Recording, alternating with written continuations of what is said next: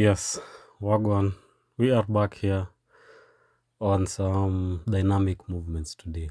So, some rotation stuff here, and then we did some lower back, and then I think we did some core. So, yeah.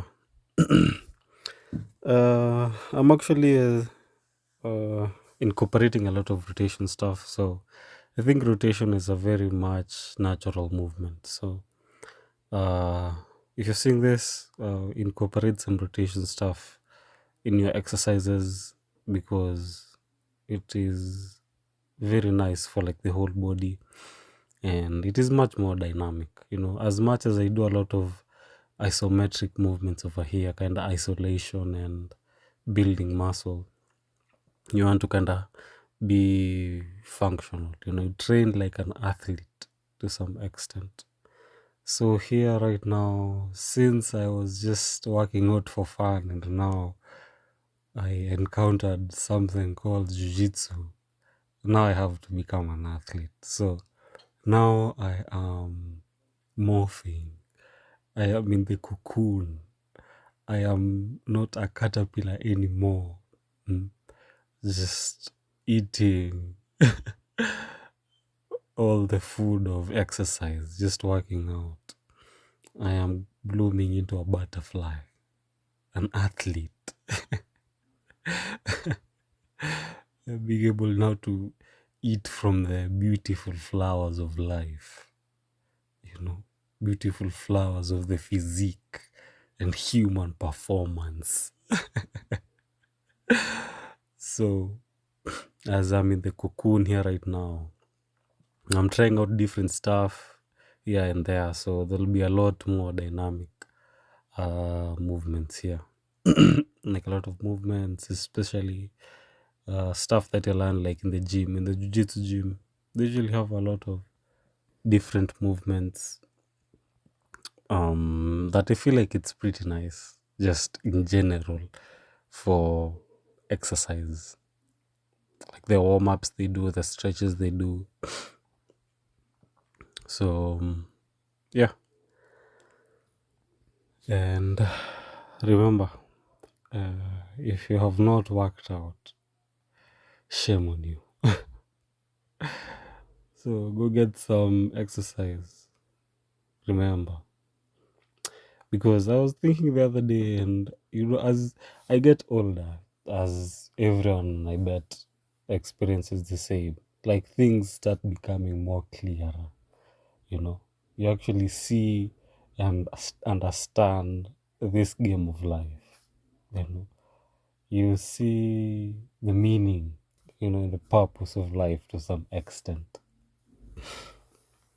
Because funny story, yeah, the other day it is my birthday a few days ago, and my dad calls me, and he calls me, and he's like, "Hey, happy birthday, blah blah blah," and then he's like, "Hey, I'm so proud of you, of the man you've become," and I'm like, "Oh, okay," and then I ruminated a little bit.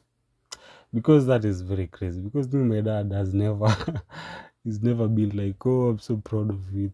It is very new. Things have probably changed, and because remember when I don't think I've given this story before, but when I came to the US for the first time, eh, my dad was like, "Hey, you get out of this house and do not come back."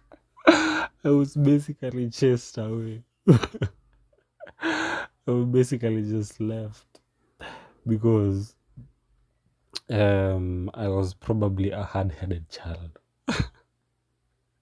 I do not listen to orders. Very disagreeable person, as you see. So that did not sit very well in the African household where I grew up. So when my dad was like, "Oh, I'm so proud of you," I'm like, I kind of got detached a bit. I detached from myself and kind of looked, and I was like, what has changed? And I realized the only thing that has changed is myself. Nothing is really different in any way. My dad is not really a different person, just the same guy. But the view has changed. The mentality of it has changed because I have to realize life is mental. Life is mental in a sense that whatever is physical over here is just a product of our brain interpreting whatever is seeing. The eyes are literally part of the brain, you know. We're just receiving signals from the outside and they're all being interpreted in the mind. So whatever happens in the brain, whatever is mental, that is the life. Life is just mental. And yeah, so that changed, and now I was like, very interesting, very interesting that I noticed that because I realized that I am someone who likes the stuff that is, how do I say this, hard. You know, when I know there is some sort of effort required to get these things. I don't really like knowing what will happen. You know, everyone is obsessed with the fact of like, oh, they want to know what will happen. You know, they want things to go their way. They want to know, oh, this is what will happen. But there's not really any fun in knowing what will happen. There's not really any fun in having things easy. And in the gym here has really amplified that. You know, me being able to be aware that I enjoy suffering. Because I feel like everyone should exercise because it is better that you do it. You exercise before you have to exercise. You see, it is better to have chosen suffering than to suffer the unchosen suffering, because suffering is always going to be there. There's going always to be some form of physical pain. You know, there's always going to be some form of struggle in a way. So if you beat if you beat it and you become the first there to suffer, and you choose that suffering, you choose that physical pain before the unchosen one comes, then you'll be in a much better position. Because I think it's Chris Williamson. He said unchosen suffering is better than chosen suffering is better than unchosen suffering. So choose your suffering today and choose to suffer so that when the unchosen one comes, you're already, you know it. You know, it does not shake you. You already know it. You already know the uncertainty because you've sat in it and gotten used to it. And because that is the game. The game is familiarity, you know. You want to be familiar with the uncomfortable, so in a way that the uncomfortable now becomes comfortable. It is the whole paradox of life. It is the whole paradox of life. Because also when I came to Alaska over here, changed my whole world. Because it is so cold that you ask yourself, how do I stay warm? And yes, to have a fire, you keep yourself warm, to have tons of clothes on, jackets, yeah, blah, blah, blah. But the actual way to stay warm is to actually get cold. So you have to get colder than how cold it is. And then you get warm. Because if, let's say, you do like an ice bath, you do like a cold plunge, like it is cold outside, but the water is colder than the outside. You get? So after the cold plunge, you're actually warmer, and it's a weird thing. That's why I do like a cold shower, because once you get used to that cold, it is like the cold you have treated your cold syndrome, because the cold is painful. The cold hurts so much that you want to avoid it. But once you get just used to it, you just become familiar to it. It's like it's not even there, because the cold, it's like the degree to coldness. Let's say you're outside, you get cold a little bit, and then you get cold to a point where it is painful, and then after you get to the point where the cold is painful, you get to a point where you're numb. Then you don't feel the cold anymore. You're just numb, and once you go to the numbness, that's it.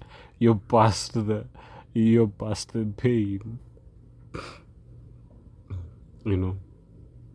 So same thing applies everywhere in life. So yeah. I was also like, I was trying to find a reason not to exercise or a reason not to work out, and I cannot. Like, there is no good reason for you to not exercise. There is no downside to it. It is just one of those things.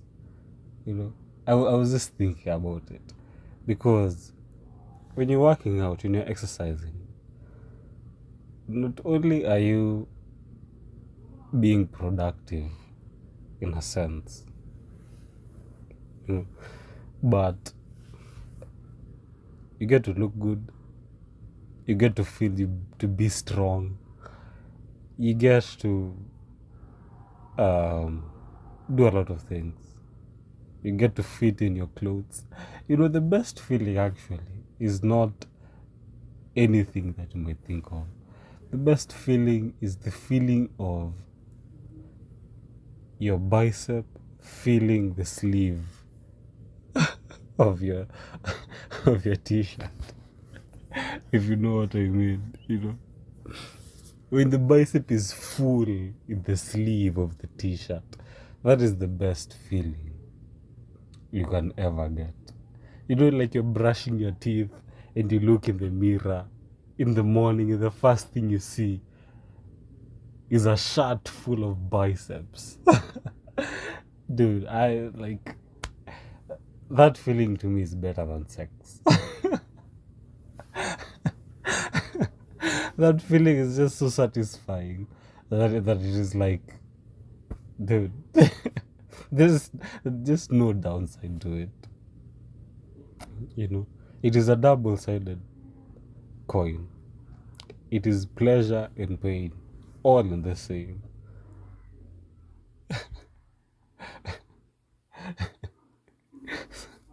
So,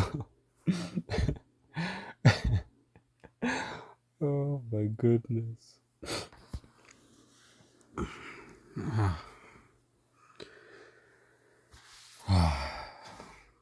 I've actually been doing a lot more lower back, because my lower back on the right side is tight. So it is a regular thing on my routine now. Look at that back. Like, if that is not a back you might not want to look at every single day.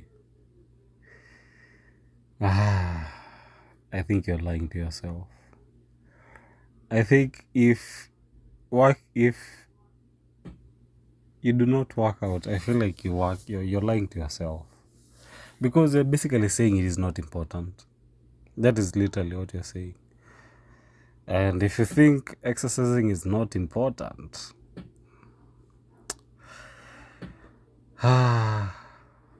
brother, sister, I guess you cannot be saved. Because that is doom. That is the definition of hell. If you think that not exercising is a good thing, it is a big lie. So do not lie to yourself and exercise. And see you when you see me.